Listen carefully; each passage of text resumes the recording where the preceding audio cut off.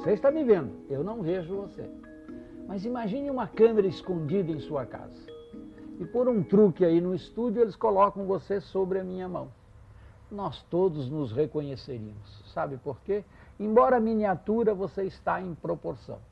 Os ângulos são mantidos e as medidas são diretamente proporcionais.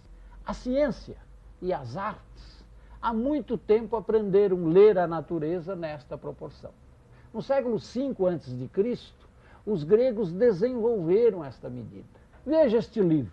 Esta capa é um retângulo.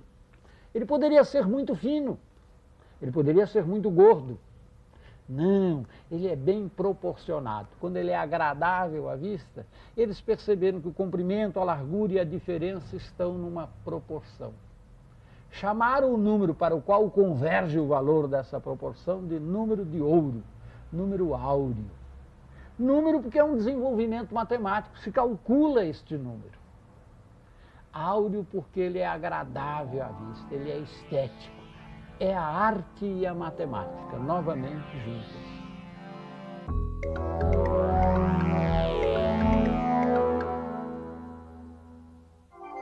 Vamos começar nossa viagem pela Grécia Antiga, uma gloriosa civilização que encontrou o caminho da sabedoria unindo o espírito e a razão. Os gregos adoravam o teatro e nas arenas sofriam com as famosas tragédias ou se deliciavam com as comédias.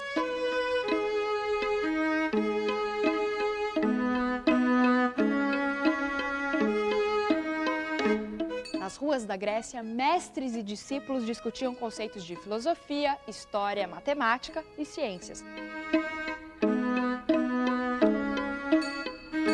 Nas artes, a Grécia teve grandes escultores e arquitetos que fizeram obras incríveis.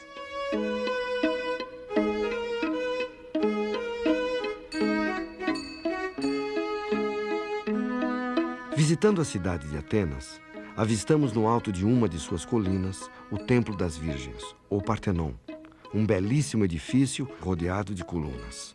Péricles, o chefe político de Atenas, contratou um dos maiores escultores da Grécia, Fídias, para dirigir pessoalmente a construção do Partenon.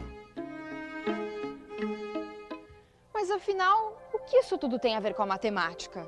A resposta está nas medidas do Partenon.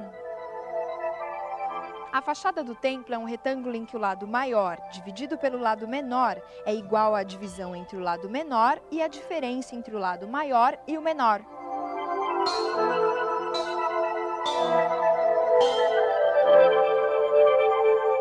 Bom, mas e daí? Não será apenas uma coincidência? Não, os gregos não usaram essas medidas ao acaso. Eles consideravam muito mais harmonioso, bonito e agradável de se ver os retângulos que tinham essa proporção, que é conhecida como proporção áurea ou proporção de ouro. Ainda hoje, artistas e arquitetos, intuitivamente, sabem que objetos com essa proporção são os mais agradáveis esteticamente. O número de ouro está presente em incontáveis obras de arte e monumentos arquitetônicos.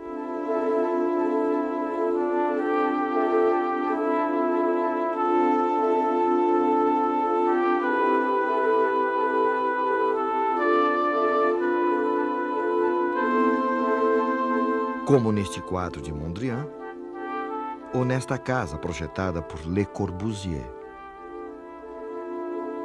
Mas está presente também no pentagrama, símbolo da seita religiosa criada pelo filósofo e matemático Pitágoras.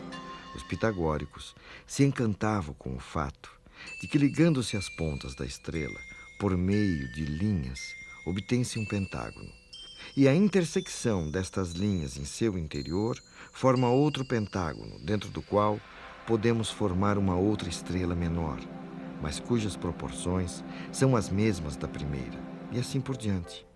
Trata-se, na verdade, de uma propriedade fascinante, mas para os pitagóricos, mais importante era o fato de que estas mesmas linhas organizam-se segundo a proporção áurea.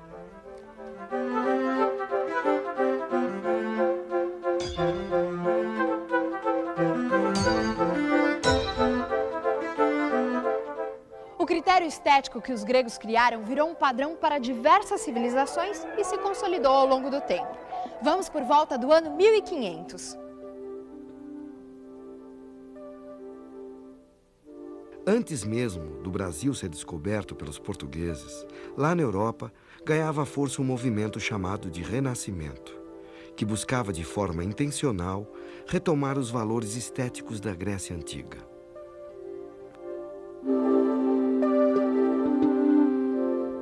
Foi no Renascimento que um dos maiores artistas da humanidade, Leonardo da Vinci, desenhou esta figura, chamada o Homem Vitruviano. Aqui podemos ver a proporção de ouro relacionada com a estrutura ideal do corpo humano. Segundo várias tradições antigas, o umbigo deve dividir o corpo segundo a seção áurea, ou seja, o resultado da divisão da altura total pela altura do umbigo deve ser o número de ouro. Nesse outro quadro de Leonardo da Vinci, chamado São Jerônimo, a figura principal está perfeitamente contida em um retângulo de ouro. Essa técnica foi usada por vários artistas ao longo dos anos, até os nossos dias.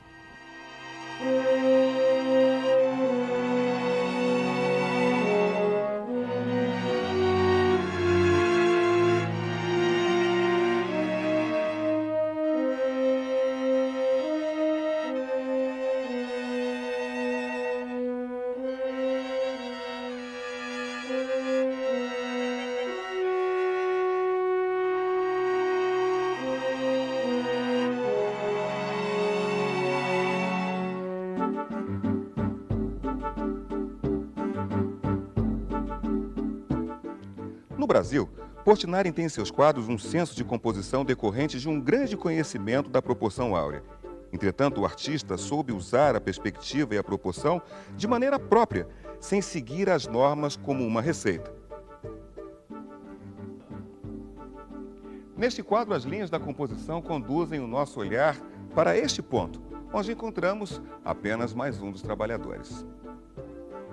Numa composição clássica, neste lugar, estaria a figura de maior carga simbólica ou hierárquica da pintura. Aqui encontramos apenas mais um dos trabalhadores e nem seu rosto podemos ver. É uma maneira de usar a proporção com outra finalidade. Para o pintor, nesse cafezal, a figura central é apenas mais um entre tantos trabalhadores. É um quadro do modernismo, mas que se utiliza de instrumentos clássicos e do Renascimento italiano. Na década de 50, o artista romeno-francês Samson Flexor também se dedicou aos estudos da proporção áurea, que marcou fortemente seu trabalho. Partindo das representações figurativas do início de sua carreira, aderiu ao movimento da abstração geométrica e buscou tornar visíveis pensamentos abstratos através do uso de modelos matemáticos em suas pinturas. Flexor quis unir a qualidade puramente pictórica a uma paixão por uma ordem rigorosa. Soube aliar em seu trabalho elementos da sabedoria clássica à ousadia da abstração moderna, tornando-se um dos principais introdutores da arte abstrata no Brasil.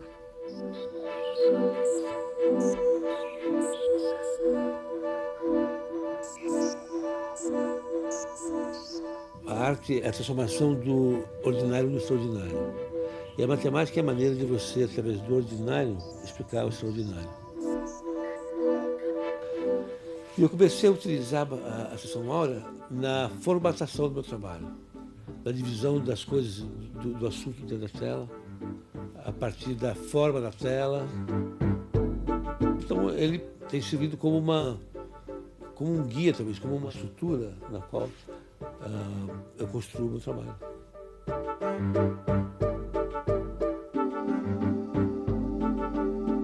Arquitetos e pintores usaram essas proporções ao longo dos anos, mas ninguém consegue explicar o que as faz tão atraentes e harmoniosas. Ensinadas nas escolas de belas artes do mundo todo após o Renascimento, a proporção áurea foi aos poucos se tornando repetitiva e árida, o que fez as escolas modernas procurarem outras formas de proporção. A descoberta dessa proporcionalidade deu ao homem uma segurança sobre a criação, estabelecendo um parâmetro para a perfeição. O que é a perfeição? Os antigos se preocupavam muito com encontrar uma coisa que tivesse um grau de perfeição tal que ele fosse possível de ser genérico. Tal era o seu grau de perfeição. Essa proporcionalidade, ela não vai descansar nunca. Ela pode ser contestada, ela pode ser polêmica, ela pode ser antiacadêmica, ela pode ser acadêmica, mas ela nunca vai ser superada porque ela é uma procura.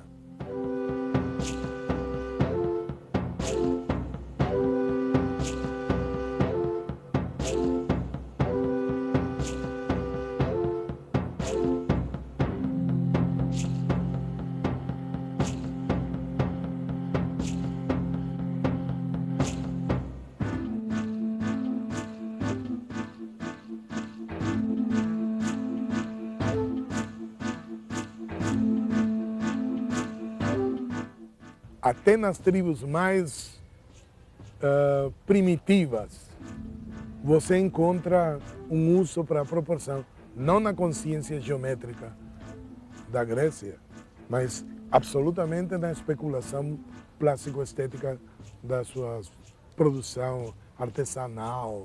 Os índios têm na representação das ondas, das águas. Dá a impressão de que o homem tem em si, de per si, uma situação de necessidade desta aceitação. Curiosos que são, os matemáticos investigaram a proporção de ouro e descobriram que ela pode ser traduzida por um número. É o número de ouro, que foi batizado com a letra grega Φ e vale aproximadamente 1,6180. O que o número de ouro tem a ver com a vida da gente? Vamos continuar nossa viagem e conhecer a história de um outro Leonardo, Leonardo Fibonacci, que viveu por volta do ano 1200. Leonardo nasceu em Pisa e era filho de um comerciante italiano chamado Bonaccio. Por conta do trabalho do seu pai, Fibonacci viajava muito, do norte da África aos países do Oriente. Nessas viagens, ele teve contato com diferentes métodos de fazer cálculos. Fibonacci percebeu que a forma hindu-arábica, os números que nós usamos hoje, era mais prática para registrar quantidades e fazer cálculos que a forma europeia, na qual se usavam letras. Fibonacci escreveu um livro em que explicava o uso dos novos numerais e alguns métodos de cálculo. O livro continha ainda uma coleção de problemas matemáticos, e dentre eles, um problema sobre a reprodução de casais de coelhos. Todos sabemos que os coelhos se reproduzem rapidamente. E como Fibonacci era matemático e não mágico, ele propôs a seguinte questão. Um casal de coelhos, eles procriam uma vez por mês. Esses filhotes levam 2 meses para crescer e geram um novo casal de coelhos. Ao longo de 12 meses, quantos coelhos serão gerados a partir de um único casal? Muitos. Uns 100 coelhos. Vou chutar, 40. Janeiro nasceu um casal. Fevereiro, mais 1, mais 2 são 3. Março. Pelo amor de Deus, tem que ter uma calculadora. Os problemas para a matemática não são problemas, são a razão de sua existência. Um problema é um desafio a ser solucionado, uma questão a ser resolvida. A matemática tem um caso de amor com o problema. Fazendo as contas dos coelhos, Fibonacci viu que no primeiro mês temos apenas um par de coelhos. No segundo mês, continuamos com um par de coelhos. No terceiro mês, já são 2 pares. No quarto mês, são 3 pares. No quinto mês, são 5. No sexto mês, são 8. No sétimo, são 13. No oitavo, são 21. No nono, são 34. No 10º, são 55. No 11º, são 89. Finalmente, em um ano, teremos 144 pares de coelhos. Ufa! O mais interessante disso tudo é que a solução desse problema é uma sequência de números que tem uma propriedade curiosa. A partir do terceiro termo, cada número é obtido pela soma dos 2 anteriores. Dá uma olhada. 2 é igual a 1 mais 1. 3 é igual a 2 mais 1. 5 é igual a 3 mais 2. 8 é igual a 5 mais 3. 13 é igual a 8 mais 5. E assim segue indefinidamente. Essa sequência de números 1, 1, 2, 3, 5, 8, 13, 21, 34, 55, 89 e por aí vai, ficou conhecida como sequência de Fibonacci. Bom, aqui tem um fato muito curioso. Se pegarmos os números da sequência de Fibonacci, a partir do segundo número, e dividirmos pela própria sequência de Fibonacci, a partir do primeiro número, vamos obter valores que convergem para o número 1,6180, ou seja, o número de ouro.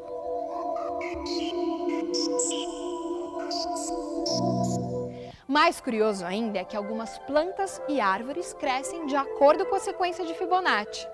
Olha só, algumas árvores se ramificam de acordo com os números de Fibonacci. Embaixo um ramo, depois 2, mais acima 3, 5 e por aí vai. Será mesmo coincidência? Provavelmente não é mera coincidência que a natureza tem algumas sequências de números ou alguns números que são fixos em seus organismos. Então, por exemplo, eu sei dizer para você se uma planta é ou não da família do lírio, mesmo que essa planta venha do Japão ou do Nepal e eu nunca tenha visto, simplesmente por conhecer o número de pétalas ou o número de estruturas sexuais que essa planta tem. Então eu não sei exatamente dizer se a natureza sabe contar, mas sem dúvida ela segue alguns padrões matemáticos, né, dentro de uma organização que permitem com que a gente, como biólogo, reconheça esses padrões e possa lançar a mão deles para organizar essa natureza da maneira que a gente considera mais conveniente. Dentro dessa concha mora um pequeno molusco chamado Nautilus. E é ele mesmo quem constrói sua casa. À medida em que o Nautilus vai crescendo, ele vai construindo um novo quarto para morar. E cada novo quarto é maior que o anterior, exatamente na proporção da sequência de Fibonacci.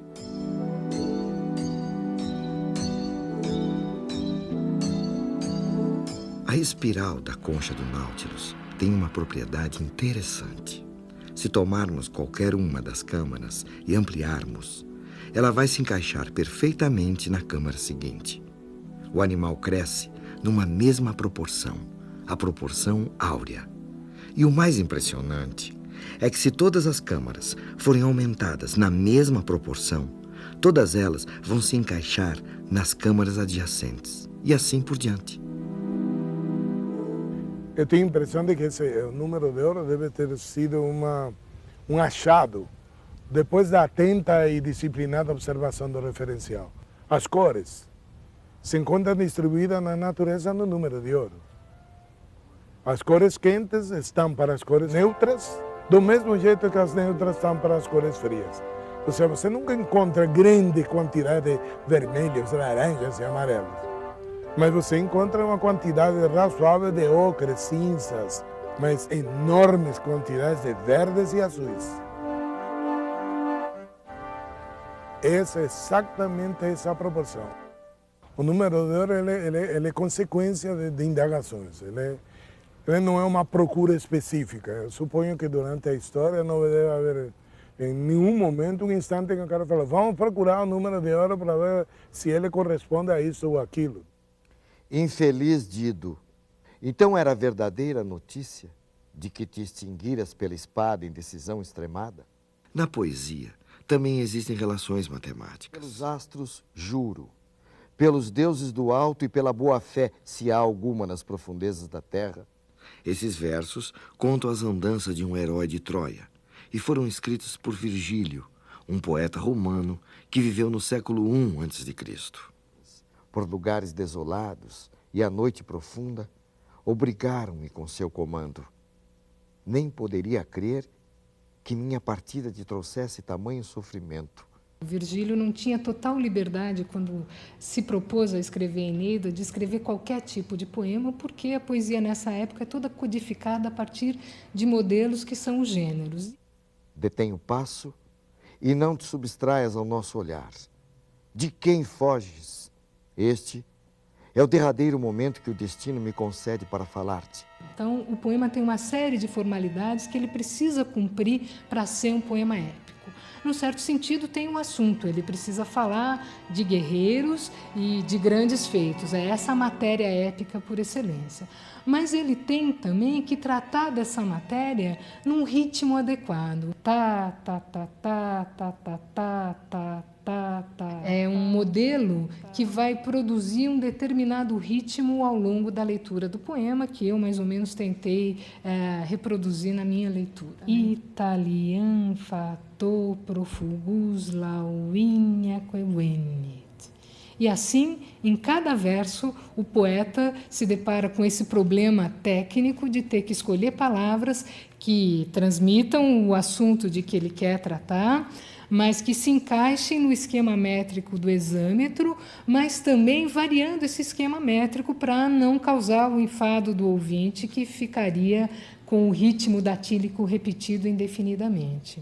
Com tais palavras. Mas além do padrão rítmico dos versos, estudiosos encontraram na estrutura da Eneida um outro tipo de padrão. Ela, hostil, mantinha os olhos fixos no chão, e seu rosto não se altera àquela tentativa de conversa, mais do que se fosse dura rocha ou mármore do mar peso. Há, em cada poema, uma mudança no assunto ou na forma que o poeta Virgílio utilizou, separando os poemas em partes. Corresponde-lhe aos cuidados e iguala seu amor. Não menos Enéas, abalado pela sorte iníqua, segue ao longe com lágrimas e se compadece da que se vai. Em muitos poemas da Eneida, é possível separar os versos em uma parte maior e outra menor, tomando o total de versos de um poema e dividindo pelo número de versos da parte maior. Encontramos números que estão muito próximos ao número de ouro. Do século V a.C. até o Renascimento, parece que as artes elegeram um critério estético, o número de ouro. Mas a matemática não ficou atrás. A harmonia também é refletida por uma proporção, o número de ouro. Mas o que é de fato surpreendente é como esse número aparece na natureza. No girassol, no náutilo, na escamação dos peixes. É um jeito interessante. A natureza escreve. O matemático e o artista se dão as mãos e leem a natureza, o número de ouro.